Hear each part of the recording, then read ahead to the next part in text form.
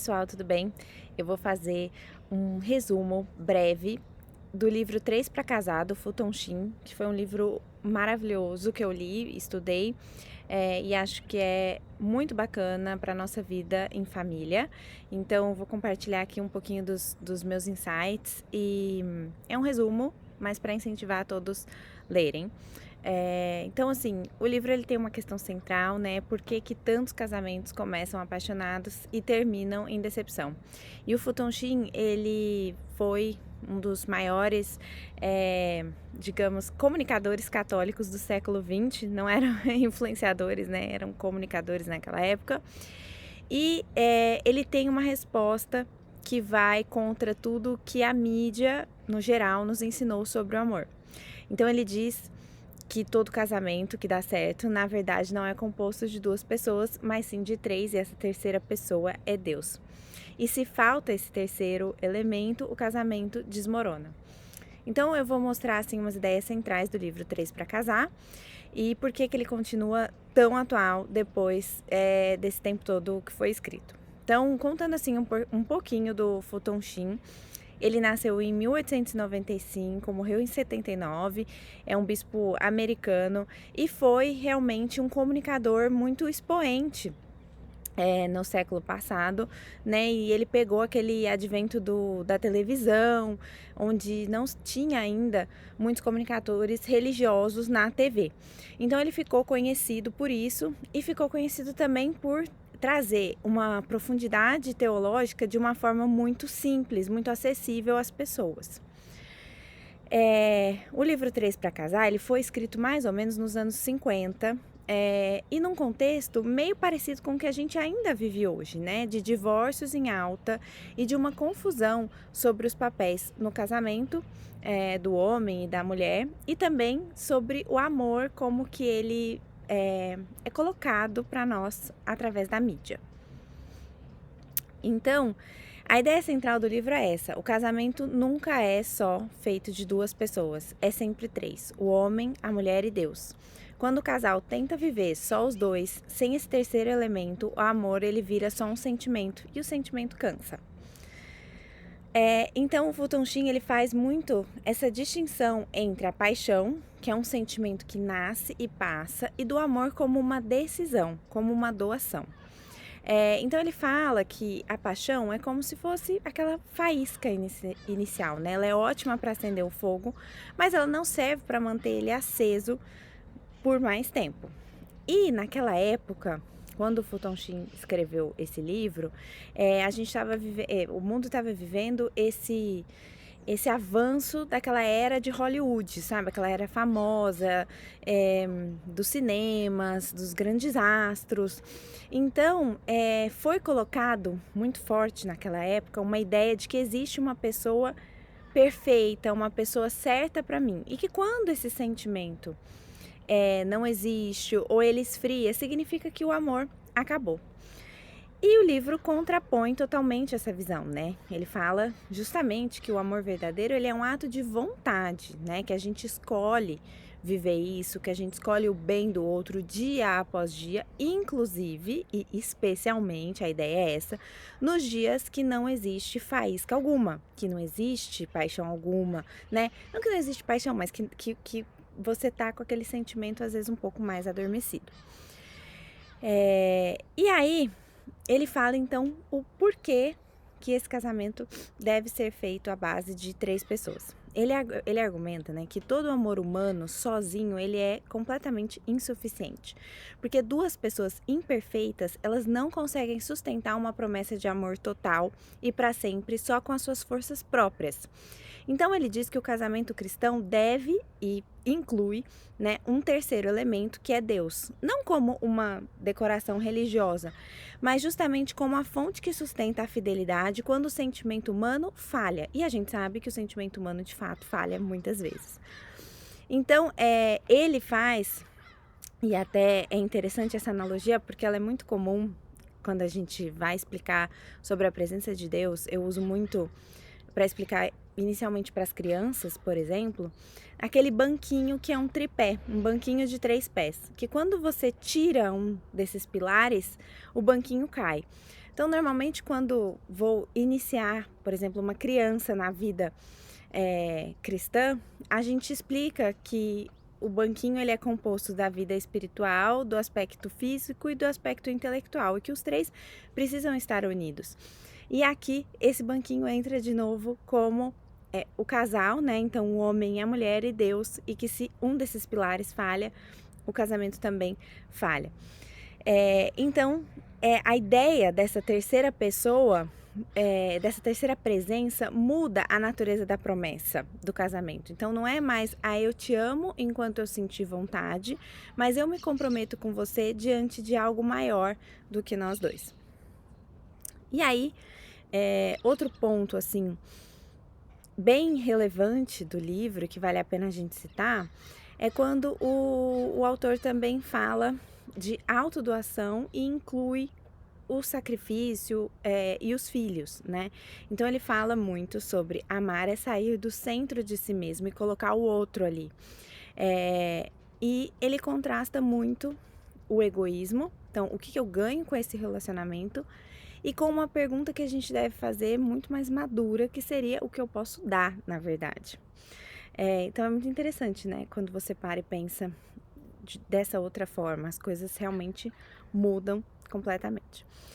E aí, o Futon Shin fala então, portanto, que os filhos, eles são frutos natural dessa doação mútua.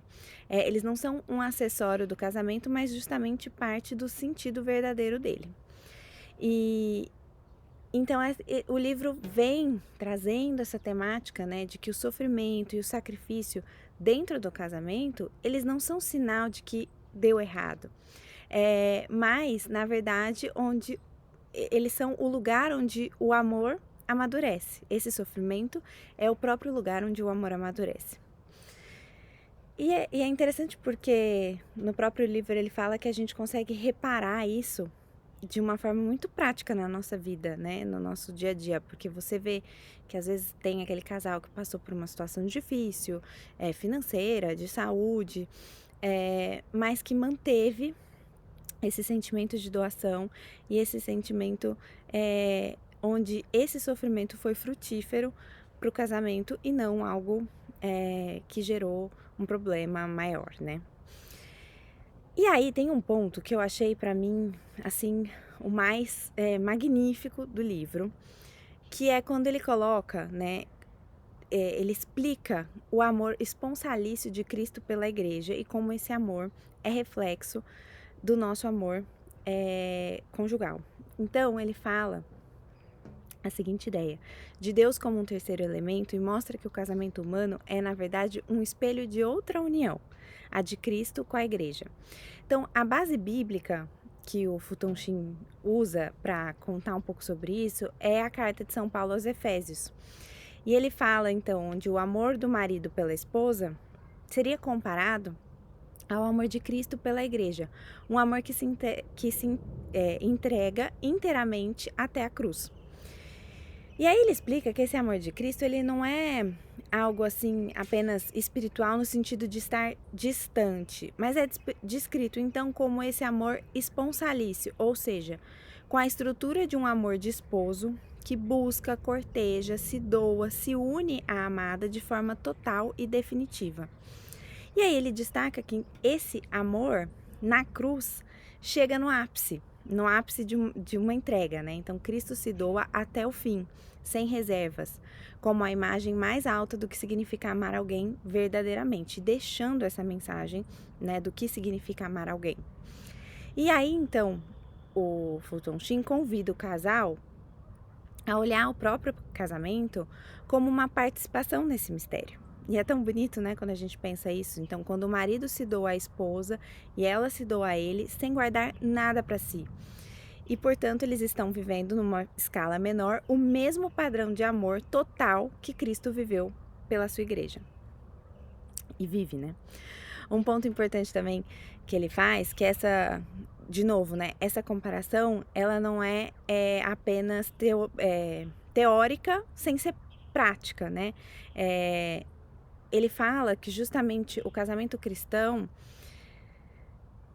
a sua força, a força do casamento cristão, a exigência o modelo deve ser, não é quando eu sinto vontade de amar, mas o quanto Cristo se entregou, mesmo sem receber nada em troca. Que essa deve ser, vamos supor, a nossa medida do amor.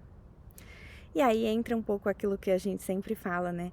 Quando a gente pensa na fé, quando a gente pensa no amor, né? Não é quanto mais fé eu tenho, mais eu rezo, é quanto mais eu rezo, mais fé eu tenho. Da mesma forma, tem aquela frase, né? Não é quanto mais eu amo, mais flores eu dou, mais eu agrado. Na verdade, quanto mais eu agrado, mais eu amo, né? E aí, então, se o amor conjugal é chamado a imitar esse padrão, então a gente tem que o perdão, a paciência, a doação nos momentos difíceis, eles não são assim condicionais. Na verdade, eles são a essência do que o casamento está convidado a ser o tempo todo. E aí, claro que a gente sempre tenta trazer alguns pontos de quando a gente faz uma leitura para a nossa vida prática, né? Como eu posso trazer esse livro para o meu dia a dia. Então, justamente é a gente tentar pensar que numa cultura de relacionamentos onde é colocado, enquanto isso for bom para mim, funciona, a proposta que ele faz é justamente ao contrário, é a gente se comprometer além de um sentimento do momento. É a gente realmente ter esse amor de decisão, esse amor de entrega, esse amor que suporta a cruz, porque é um amor que tem justamente esse terceiro elemento como base de tudo, né? E realmente, sem esse terceiro elemento, toda essa cruz, toda essa entrega, essa doação, ela perde um pouco o sentido, né? Na verdade, perde muito o sentido. Então, isso não é sobre permanecer em situações de abuso, de negligência, né? Como às vezes as pessoas tendem a interpretar. Mas é justamente sobre entender que esse sentimento ele não é variável, ele não é o critério final desse amor comprometido diante de Deus. E aí, então, o livro faz com que a gente se pergunte o tempo todo, né? Será que no meu relacionamento ou no que eu busco num relacionamento esse terceiro elemento está presente, né? Deus está presente no dia a dia. Eu realmente consigo, portanto, ao invés de separar as coisas em caixinhas diferentes, ter uma unidade de vida onde Deus está presente na nossa família, de forma que quando eu tenho esses desafios, quando eu tenho problemas com o meu cônjuge, quando ele tem defeitos que me incomodam, eu consigo pegar esses defeitos para mim como se fossem meus, afinal a gente se tornou uma só carne, porque quando a gente pega esses defeitos, encara eles dessa forma misericordiosa como se eles fossem meus, eu consigo justamente primeiro ter esse olhar mais misericordioso, mas também eu consigo agir de uma forma muito mais coerente, porque eu tô tentando buscar uma solução como se fosse para mim, né? Então fica aquela pergunta, né? Se a gente tem justamente esse algo maior que sustenta o nosso compromisso quando o nosso sentimento oscila. Então é isso, gente. O Futon Shin escreveu esse livro, que ele é um livro até bem mais denso do que eu falei aqui, mas para lembrar algo que no fundo é simples, né? Mas que a gente esquece fácil, que o amor que dura não é justamente o que sente mais, mas é justamente o que se doa mais.